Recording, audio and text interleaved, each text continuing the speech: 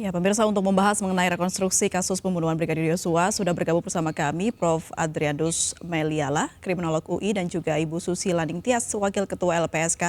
Selamat sore Bapak dan Ibu. Selamat sore, terima kasih diundang. Saya mau ke Ibu Susi terlebih dahulu. Ibu Susi, LPSK sebagai yang diundang dan hadir dalam rekonstruksi kemarin, apakah sudah sesuai dengan apa yang disebutkan atau disaksikan oleh Baradae? Ya, kalau sejauh ini memang kemarin yang kami saksikan memang sudah sesuai dengan kesaksian yang disampaikan oleh Baradae, tetapi memang ternyata ada beberapa versi dari tersangka-tersangka lainnya. Jadi memang ada perbedaan versi, tapi Baradae tetap pada keyakinannya dia, pada keterangan dia sebelumnya dan pada kesaksian dia sebelumnya. Oke, baik. Saya ke Prof. Adrianus. Pak Prof. Adrianus, Anda melihat bagaimana jalannya reka ulang yang dilaksanakan kemarin seperti apa? Ya, bayangkan ini kan berlangsung di rumah pribadi ya, rumah pejabat tinggi pula, yang luas, lalu kemungkinan besar ber-AC gitu ya. Jadi saya kira ini satu rekonstruksi yang ideal ini, ya. Makanya kemudian bisa selesai 70 sekian peragaan dalam waktu 7 jam saja. Karena nyaman bayangkan ya, Prof, ya? Iya. Kalau bayangkan kalau itu misalnya berlangsung di tepi jalan ya, yang berdebu, panas, wah saya kira tentu akan melelahkan. Nah, bahwa kemudian tidak bisa semua orang hadir ya saya kira bisa dimaklumi. Namun toh dalam hal ini nampaknya Polri sudah bersedia untuk mengakomodasi mulai dari beberapa jaksa hadir, lalu beberapa perwakilan lembaga negara juga hadir seperti yang dikatakan oleh Bu Susi.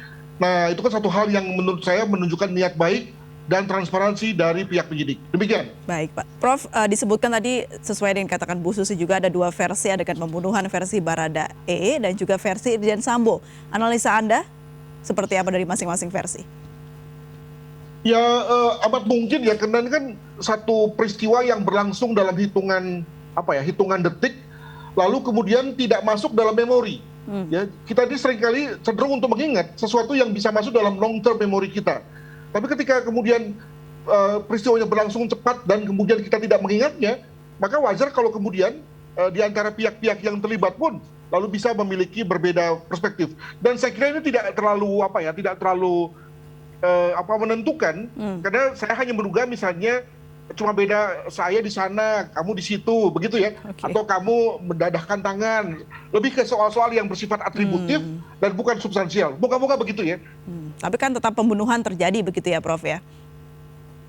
Iya, meskipun jadi misalnya berbeda. ketika saya misalnya ketika sebagai pembunuh fokusnya ke korban. Nah, tidak melihat bahwa di sebelah saya ada orang yang bergerak. Jadi wajar kalau kemudian saya memiliki pendapat bahwa orang yang di sebelah saya ini misalnya itu dekat-dekat saya, padahal sudah bergerak. Nah, mengapa saya memiliki pandangan begitu? Karena memang saya fokusnya ke orang di depan saya yang akan saya bunuh, kan begitu. Jadi saya kira itu hal yang amat mungkin terjadi terkait dengan keterbatasan kita sebagai manusia yang memang memiliki fokus, angle, dan seterusnya. Baik. Ibu Susi, LPSK sebagai yang mendampingi JC atau Baradae dalam reka ulang kemarin begitu, apakah ada intimidasi kepada Baradae?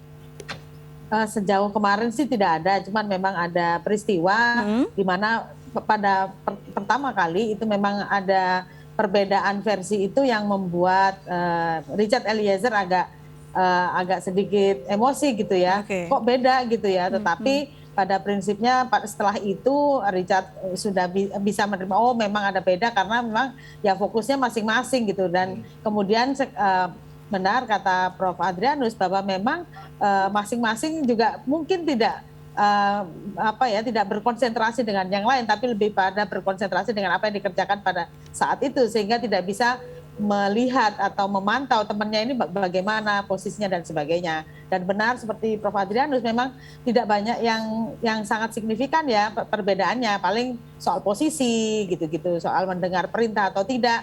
Itu saja. Dan sekali lagi Baradae ketika ada perbedaan itu kemudian dia kembali dengan statement awalnya, dan kalau saya seperti ini dan saya tetap meyakini keterangan saya seperti itu. Baik, Prof, selain reka ulang kejadian pembunuhan, terlihat juga ada adegan kejadian di Magelang meskipun tidak dilakukan di TKP yang sebenarnya. Apa perlu ini dilakukan, Prof, dan apa tidak mengganggu jika kejadiannya tidak direka ulang di tempat kejadian yang sebenarnya? Nah ini menarik ya. Nanti tolong juga Bu Susi berpendapat ya. Saya berpendapat bahwa ini kelihatannya Polri nggak fokus ini terkait dengan TKP di Magelang. Makanya dicarilah tempat pengganti. Ini aja menarik ya, karena mestinya kan nggak boleh begitu. Karena apakah tempat pengganti itu akan sama furniture-nya atau layout-nya dengan tempat aslinya? Kan belum tentu. Yang kedua, kelihatan juga dari banyaknya peragaannya, hanya sekitar belasan ya kalau nggak salah Bu ya, gitu ya. Sementara di Saguling dan di Durantiga bisa 30-an, mengindikasikan bahwa Polri belum kelihatannya tidak fokus begitu. Nah, masalahnya adalah bahwa kalau memang tidak fokus dan kemudian memang tidak ada motif yang berasal dari Magelang, oke. Tapi kalau ternyata kemudian, ya ini kita nggak tahu ya, bahwa ternyata memang benar di Magelang lah muncul motif itu, ya rasanya sayang sekali tuh kemudian Polri tidak mengeksplorasinya secara habis-habisan. Begitu. Oke, Bu Susi, ada informasi kenapa kejadian di Magelang direka ulang di dekat lokasi yang di Durantiga dan juga Saguling? Ya, soal itu mungkin penyidik yang lebih paham. Cuman memang benar bahwa adegannya juga tidak terlalu banyak dan saya juga kan ada beberapa ini ya.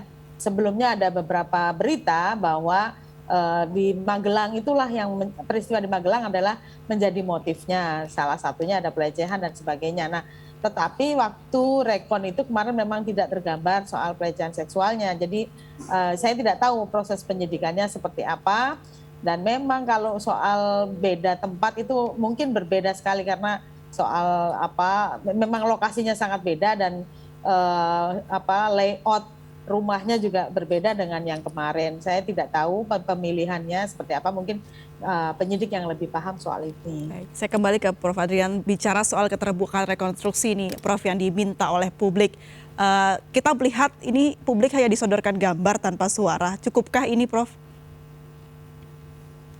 Ya kita lihat keumumannya saja. Ya, keumumannya malah publik nggak hadir kok gitu ya. Yang hadir adalah JPU. Ya, dan sekarang JPU-nya bisa 10 ya kalau nggak salah itu. Dan juga kemudian dihadirkan PH tersangka dan juga perwakilan lembaga negara seperti halnya Bu Susi dari LPSK. Jadi saya kira itu sudah cukup ya dalam rangka soal keterbukaan tersebut. Nah, saya tahu bahwa yang memang suka teriak-teriak itu adalah PH-nya korban tuh yang kemudian lalu keberatan. Nah, saya dalam hal ini berpendapat bahwa memang hak penyidik ya untuk kemudian menentukan siapa boleh dan tidak boleh. Nah, dalam hal ini kelihatannya penyidik tidak mau memberikan semacam diskresi bagi PH korban untuk hadir. Nah, kenapa begitu? Ini juga mungkin kita lihat juga dalam konteks gesture dari teman-teman PH korban yang kelihatannya ngegas terus ya, gitu ya. Kalau nggak cocok dengan maunya dia, ditolak gitu ya. Nah, itu yang mungkin lalu membuat Polri mungkin panas. Tapi Prof, bukannya perlu ya diberikan kesamaan atau keadilan antara kedua belah pihak begitu, karena mengingat kuasa hukum dari tersangka pun hadir di tempat tersebut. Jangan lupa loh, sebetulnya rekonstruksi tidak diatur dalam KUHP. Ya, jadi ini lebih kepada kebutuhan kriminalistik saja. Juga jangan lupa misalnya apakah ada ketentuan terkait dengan Polri ya yang mengatur rekonstruksi, tidak ada juga. Lebih kepada kebutuhan kriminalistik. Sehingga kalau kemudian lalu digugat mengapa kami nggak boleh dan tidak boleh, itu lebih kepada keperluan saja. Nah, ini kan kita bicara mengenai ada orang yang menjadi pelaku yang lalu kemudian nasibnya ditentukan di lewat rekon ini gitu kan. Ini bukan lagi korban karena korban sudah selesai sudah meninggal dan ya kita harapkan lalu dia bisa ke surga ya. Jadi yang lebih menentukan di sini adalah adalah PH dari tersangka yang nasib kliennya ini akan ditentukan salah satunya melalui rekon ini. Begitu. Baik, Prof. Adrianus, selain reka ulang yang sudah kita lihat bersama dan diinformasikan kepada publik oleh penyidik begitu seperti apa runtutan yang dijalankan. Tapi sempat terlihat juga di gambar yang disiarkan di seluruh media terlihat FS memeluk dan cium PC ketika bertemu. Nah, ini sebenarnya analisa Anda apa? Apakah si tersangkanya ingin memperlihatkan agar terjadi empati atau simpati dari publik begitu? Wah, saya nggak tahu situasinya, mungkin Bu Susi yang lebih tahu ya.